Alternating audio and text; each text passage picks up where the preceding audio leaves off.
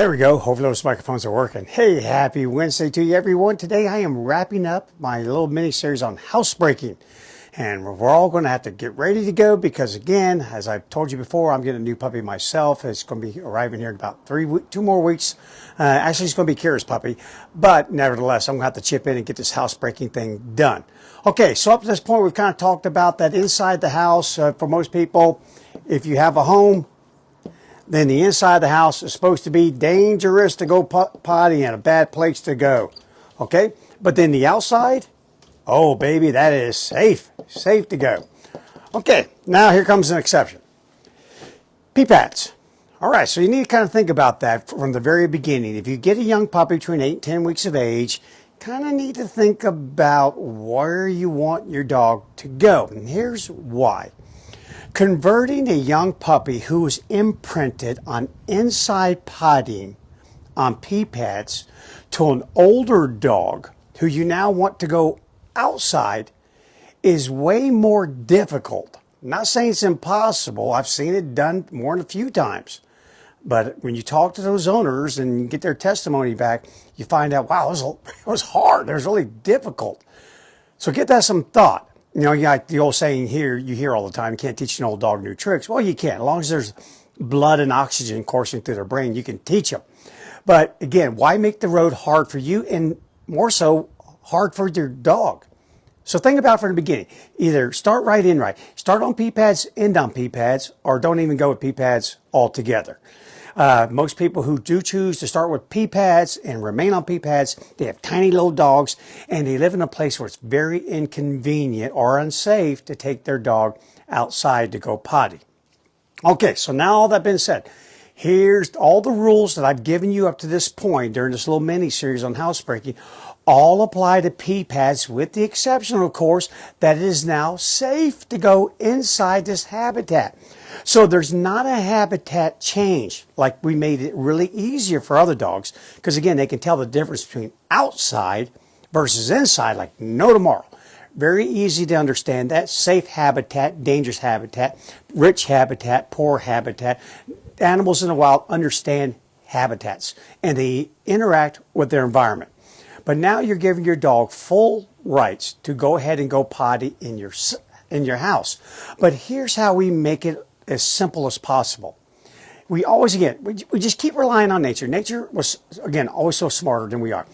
Animals, by design, and from an instinctive standpoint, always will notice things that stand out. Probably do it way before you do. Stand out. So your pee pad definitely needs to stand out. I don't care what it's on. I don't care the material it's made of. But man, it has to be uniquely different than the surrounding area in your home. Don't be going for no brown pee pads and putting it on a hard wooden floor. No, don't do that. Don't go for a beige pee pad and put it on beige carpeting. Whatever you use, unfortunately, because you decided to get a small dog and you decided to have your dog go potty in your house, sorry guys, I don't know if you get to get the designer pee pad that kind of goes with all the rest of the decorum. This thing needs to stick out, man, like a stop sign dead smack in the middle of the road. It's got to be there. Well, I guess more like a go sign. But you get my drift. Okay, has to stand out. By standing out from a visual standpoint, boom, you're already one step to your goal. Next thing is your dog is young, even as a young dog is able to identify individual substrates. So when your dog goes on this pee pad, you're going to have to make sure you leave just a little bit. Now, many of these come with an artificial substrate, which I wouldn't rely on. Again, these dogs are way smarter than some of these people who think these darn things up. And their olfactory capability is much greater than the machines who created pee pads. Don't count on this pee pad being some sort of attractant that's going to just draw your dog to it like a magnet, like a bee to honey. Don't count on that. Pee pads will require far more work from you than a dog who's trained to go outside. Yeah, especially if you have a fenced-in yard. Hey, open the door, go potty. There you go. Okay, but a pee pad will require you to physically take your dog to the pad. You'll need to show the pad. You'll need to say, go potty or whatever you want to use. And you'll need to make sure that when you have a little dog, that pad is large enough for your dog to get all the way on it. Okay, so all the way. Let me kind of just draw that up here on the board here. me just see if I can just get a big old fat square here. Okay, you guys see that? All right. So that means that dog gets all the way on that pad, all the way on it. No, you don't get to just put one paw on and 3 paws off, because now you got 3 paws on the regular surrounding area, the tile floor, the hardwood floor, the carpet. No, when you start with a young dog, make sure to get all the way on that pad. If you got to tape a couple of them together, whatever you have to do, get that thing done. I'm telling you this, I'm trying to give you the easy road here. Get it done, the easy road. And it's not just about for your less stress for you, it's more for your puppy. They're the ones dealing with it the most. Again, you're asking them to do something completely unnatural. Okay, so you will have to take them to the pee pad. You will have to make sure they get on the pee pad. And then you have to make sure they go on the pee pad. And then if you have other dogs in your household, you need to make sure they don't go on that pee pad. Yeah, you have to watch out for that, because they may. And then all of a sudden, now we start getting into this issue where, okay, a lot, remember, repels, a little bit attracts. Now all of a sudden we have a dog not wanting to go on the pee pad, or I've even known of instances, had clients who reported to me that their dogs got in a fight over the pee pad. Yeah, someone took ownership of it.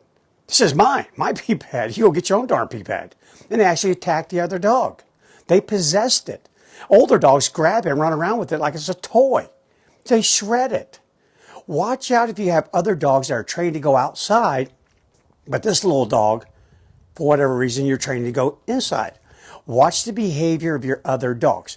Also, if you have a cat, watch that as well. Absolutely. Cats will go to these things like a bee to honey. I kid you not, they'll hop right up on the pee pad and they'll use it. Talk about confusion. Now your dog goes up to him and goes, oh, God, that's awful. Yeah, so will you. It's, watch out. There's just a lot of things you got to watch for with a pee pad. But other than that, just kind of keep a couple things in mind. One, you have to take your dog to it.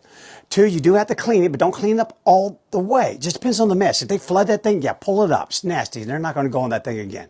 So you will have to change those out quite often. You need to think about, do I want to start with a pee pad? Think about where you want to end. If you're going to end on a pee pad, fine. But if not, just know this. Once you get a couple of months underneath that young puppy's belt, imprinting, the time period in life where everything that they learn, they never forget. You need to think about it, because converting that dog to an outside dog later is, not saying it's impossible. There's nothing impossible with behavior, but I will tell you this much. It's far more difficult, especially from the hundreds of clients that I've listened to over the years. Report back to me and say, man, I wish I made up my mind right off the bat. That was a bad move, like AI, bad move. So watch out for that. Just kind of keep that in mind. And other than that, watch out for your other animals you have in your household. But take your dog to it. Say go potty. When they go potty on it, great, good, we're done. Move off away from it. You're just going to have to keep an eye on your dog and get it done. And it will get done. And I've seen it get done. And I've done it personally with dogs I've owned myself. Got it done. Not a big deal there. I guess the big convenience about it is you don't have to go outdoors. Some of these little dogs, especially little puppies, man, it rains and they act like a cat. They don't want to go outside and go potty because it's raining or it's cold. Or they go outside and it's Disneyland. Oh, yeah, they're not thinking about going pee or poop. Oh, no, they're thinking about that leaf. That leaf that you probably have seen 10,000 leaves. You think nothing of it. You think, I'd go potty if I had to. But no, they're so interested, like a cognitive shift.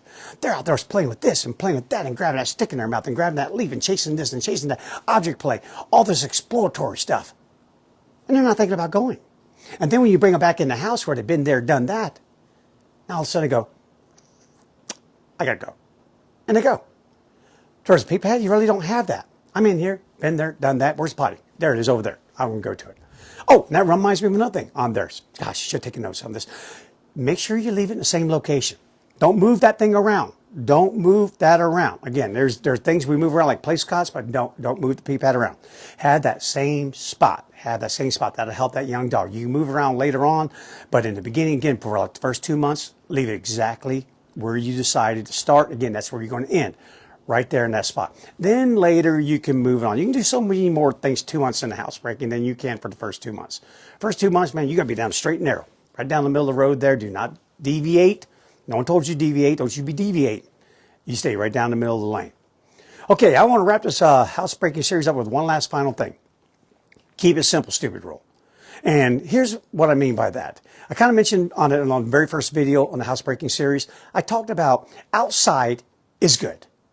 And I mean that. For the first couple of months, outside is good. So let me kind of draw it up here on this board here. Let me kind of erase a few things here real fast. Okay, this thing not erased so good. It got cold, but here, let me see if I can draw you something. You understand. You kind of get it. Get it. So, here's house. Right there. Here's big yard. It is your desire for your dog to go potty in the North 40, right here in that corner, right there. Don't start with that right off the bat. Anywhere outside is fine. On the wooden deck, on a concrete pad, right underneath the kids' gymnasium set, is fine. Outdoors is good. Because here's what so many people have done incorrectly in the very beginning. They want their puppy to go out here, right over there in that one spot. Okay, well, when they got the puppy, it was this big. So they just kind of toted it over there, set it down. But then a month into it, and it's only like 11, 12 weeks of age. I'm not toting you anymore. Now you're weighing about 30 plus pounds. And now you start to drag the puppy over there. You haven't really done any leash training. And then you decide not to put a leash on. The puppy goes right here by the back door versus out there. And you yell at it. You correct it. And now all of a sudden I'm getting corrected for going outside. I'm getting corrected. Or you are taking your dog out there on the leash and it's peeing along the way. And either way, when you discover that it goes somewhere outside other than the North 40 out here, you're getting on its case. And that is one of the fastest ways I know of to derail your housebreaking training. Don't do that. They're too young. Gosh, we wouldn't expect our first graders to do trigonometry. Don't expect trigonometry from your first grader pup. Be patient. Outside is a great day. Celebrate it. Sweet! I can clean anything. I can resod. I can do anything. Housebreaking. Remember, the more you have to correct a young puppy, the more that thing sinks in them. Corrections can come later. They do. Absolutely, we do them to create reliability. But when we're young, patience, people. Go slow. Outside's good. All right? And if your puppy goes anywhere that you're not happy with, until it can put all this thing together, which is typically most dogs, right at about 14, 16 weeks, they start really getting it. I'm starting to understand. So out here, just make sure you follow the rules. Go out there and clean that up out there. That's not the waste landfill out there. No way. Go out there and clean it up if you want them to go. Leave a little bit attracts, a lot repels. That's your natural attractant. Do that. Okay, so I hope that makes sense to you. Be really patient with the people. It will get done, but keep it simple for your puppy right off the bat. Again, you're asking them to do something completely unnatural, and here you are correcting them for something that they thought, wow, I thought I was doing right here. Geez, now I'm really lost, and now I'm really afraid of you because you've really become this really unpredictable being. And one thing about nature, love it or leave it, good or bad, predictable. Very predictable. And that's what they build their world with. Things I can predict, predictive information. And here they come supplanted in our world, and all of a sudden it all goes away. Nothing's predictable anymore. Make things easy on your puppy, and I promise you, it will pay off in the long run. You'll get it done. Okay, so that's it for housebreaking. Done. Through it. I'm going to get started on it myself here in just a couple more weeks. I am going to get through it. I will practice exactly what I preach, and we're going to film and document it so you can see it. I promise you, we're going to do everything I told you to do. If you do it, you'll get through it as well. Now I'm going to hop on to the next couple of days. I've got a lot of questions that have been backlogging on me because I've been talking about housebreaking and not answering those questions. So I have some really, really important questions I want to answer. And all the questions I'm starting to choose to answer now. Now we're getting towards that 40-day mark. 40, baby, 40, and the 365 comes to an end. So now I'm getting a little bit picky about the questions I'm going to answer because my mission is to cover just about everything I can possibly think of that would help you have an incredible life with your dog. Have the life you dreamed of with your dog, the best possible chance ever. And therefore, if I don't answer your question and you guys send it to me, I'll let you know I'm not going to for this reason. Post the 365, oh, I'm not going to disappear. No, I got stuff to do. So therefore, I'll be doing 2 or 3 videos a week, guaranteed, till I can't do 2 or 3 videos anymore. I'm going to keep this information rolling. I'm just not going to do it on a daily basis because I got other things to get done. Got a book to write, and got a couple books to write, actually. So guys, there are some important questions. I will be answering them, so stand by so I can get it out there and make sure you guys get all the information that you need. Okay, that's it for housebreaking. Go get her done, because I'm going to have to get it done myself. Enjoy the rest of your day.